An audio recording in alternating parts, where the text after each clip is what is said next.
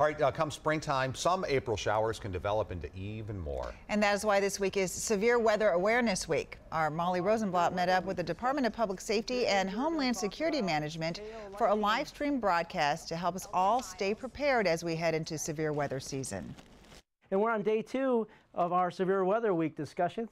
Deputy Director for Homeland Security of Emergency Management Kevin Reed stresses Severe Weather Awareness Week is always a necessary refresher.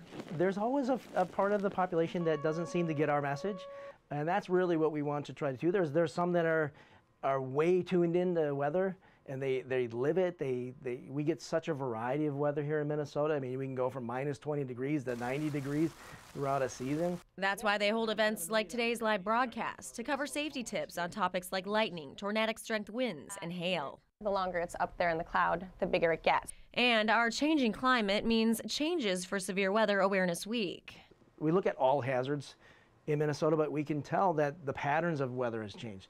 From the catastrophic flooding last fall to the earliest tornadoes ever recorded in the state just a month ago, it means things will have to shift as far as how we think about severe weather moving forward. We don't get tornadoes in March. We only get them in the summertime. But now we are, so we have to try to help them understand things are changing. Indeed, the past year has been one full of extremes. 18 straight months in a row we ran above average temperature-wise. We also saw 2 days in the 60s in February. That only happened 4 times since records were taken in the late 1800s. So we have to start looking at those long range and telling people how to prepare a little bit differently because it's outside their norm, outside of what they've grown up with here in Minnesota.